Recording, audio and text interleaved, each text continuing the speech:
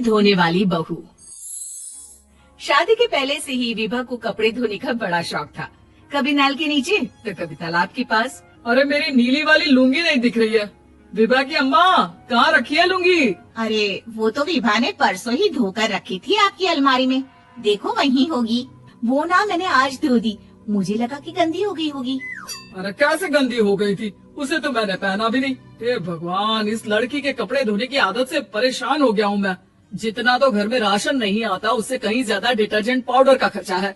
इसकी शादी करवा दो, शादी जाए अपने घर में ही करे काम, फिर चाहे घर के कपड़े धोने हो या पूरे गांव के। हाँ ठीक बोल रही हो, देखता हूँ मैं कोई लड़का। वो दिन भी आ जाता है जब विभा को देखने लड़के वाले आ जाते हैं। लड़की मुझे अच्छी लगी। होने वाली सास कहती है, बेटी अगर कुछ पूछना है तो पूछ लो। वैसे तो हमारी लड़की बहुत ही शर्मीली है, जो बोल दो वो मान लेती है, इसे क्या पूछना होगा। अरे कैसी बात कर रही हो माँ, मुझे इन लोगों के घर रहना है, सवाल तो कई है। हाँ हाँ बेटा, पूछ लो ना, क्या पूछना है। आप लोगों के घर कपड़े कौन धोता है? सास का मुंह बन जाता है। देखो, अगर तुम ये कहना चाहती हो कि तुम्हें कपड़े धोने नहीं आते तो सुन लो, कपड़े मैं ही धोती हूँ, लेकिन तुम्हारे आ जाने के बाद मैं रुमाल तक नहीं धोऊंगी। अरे चुप रहना भाग्यवान, बहू बेचारी घर आई नहीं, उसे डराना शुरू कर दिया। वो क्या है ना बिटिया, अभी तक तो ये कल्लू की माँ ही धोती थी, लेकिन अब तुम्हारे पापा तो दहेज में वॉशिंग मशीन देंगे ही।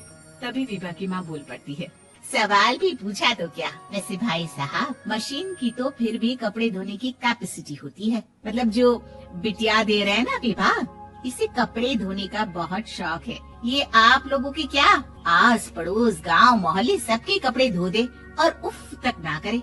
बाहर देखा नहीं आपने कितने कपड़े सूख रहे हैं, सब हमारी बिटिया ने ही तो धोए हैं। बस भी करो ना माँ, शर्म आ रही इतनी तारीफ सुनकर।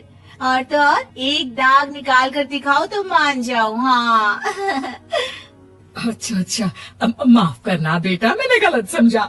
हमें तो रिश्ता बहुत पसंद है। और ऐसे जुड़ जाता है रिश्ता कपड़े धोने का शौक रखने वाली विभा का। उसकी शादी हो जाती है कोयला फैक्ट्री में काम करने वाले कल्लू के साथ। शादी के बाद अचानक विभा चिल्लाती हुई सास के पास आती है। सासू माँ, अरे सासू माँ कहाँ है आप? ये तो धोखा है, धोखा दिया आप लोगों ने मुझे। इस ससुर के चक्कर के बारे में पता चल गया।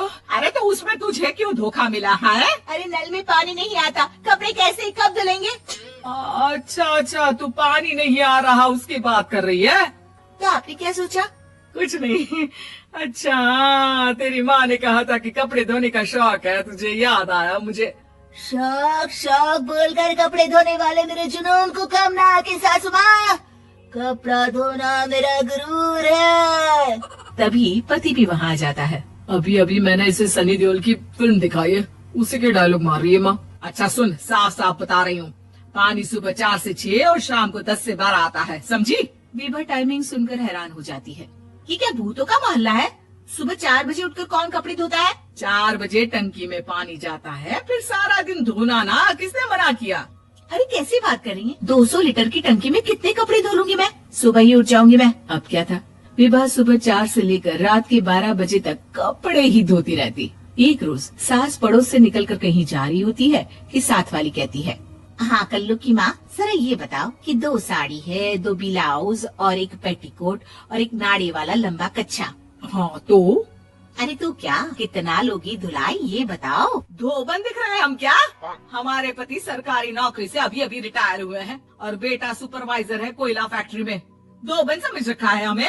हाय रे कल्लू की अम्मा, माफ कर दो, वो तो मोहल्ले में यही सब बता रहे थे कि तुमने बहू को कपड़ा धुलवाने के काम में लगा दिया है। सास को पड़ोसन की बात सुनकर गुस्सा आ जाता है। वो घर पहुंचती है जहां घर के बाहर ही इतने सारे कपड़े सूख रहे होते हैं जितने कि किसी धोबन के घर पर। अरे ओ कल्लू की दुल्हन, बाहर निकल। माँ जी यहीं आ जाओ, बाथरूम में चादर धो रहे हैं हम। अरे अभी हम धोते हैं, तुमको बाहर निकलो। ये आस पड़ोस वाले बोल रहे हैं कि हम बहू से कपड़े धुलवा धुलवा कर उसे कपड़ा धोने वाली बना दिए हैं। अरे छोड़ो ना माँ जी, किन लोगों की बातों में आती हो? आस पास के लोगों का तो काम ही होता है कि वो किसी तरह सास बहू को लड़ा दे। बहू सारे घर के कपड़े धोती है, ये क्या कम है? बोलिए। सास को भी लग जाता है कि वो बहू का ये संकीपन नहीं छुड़वा सकती, इससे अच्छा है कि खुद ही चुप हो जाए। एक रोज सास और बहू मंदिर जाते हैं, जहाँ सास की साड़ी वहाँ खड़ी भीख मांगने वाली से मिलती है। माँ जी क्या बात है, आपकी साड़ी उस भिखारन से कितनी मिल रही है ना? हाँ हाँ देखो तो, दोनों की साड़ी मिल रही है। क्या बात है कल्लू की अम्मा, तुम खुद को तो अफसर की बीवी बताती हो और ऐसी सिंपल सी प्लेन साड़ी पहनकर घूमती हो। सिंपल और प्लेन नहीं है ये साड़ी। तो क्या सोने के धागे से फूल बने हैं? कुछ भी सासू माँ, कुछ भी। हाँ बने थे इस साड़ी में सोने के धागे से फूल। मेरे पति लेकर आए थे मद्रास से स्पेशली मेरे लिए 10,000 की। ताहे भाई साहब इस भिखारन के लिए भी सेम टू सेम साड़ी लेकर आए होंगे 10,000 की। सास उस वक्त कुछ नहीं कहती, लेकिन बहू के साथ घर आती है और अलमारी से एल्बम निकाल कर लाती है। ये साड़ी देख रही है, ये वही साड़ी है जिसे मैंने अभी पहना था। इस साड़ी में ये जो चमकदार फूल दिख रहे हैं ना, ये सोने के धागों से काढ़े गए हैं।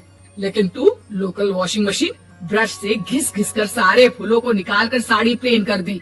मुझे माफ कर दीजिए सासू माँ। और तो और, जब मैंने तुझे तेरी गलती के लिए कुछ नहीं कहा, लेकिन तूने तो सबके सामने मेरा मजाक ही बना दिया। क्यों? बहू को समझ में आ जाता है कि अब से उसका कपड़े धोना बंद।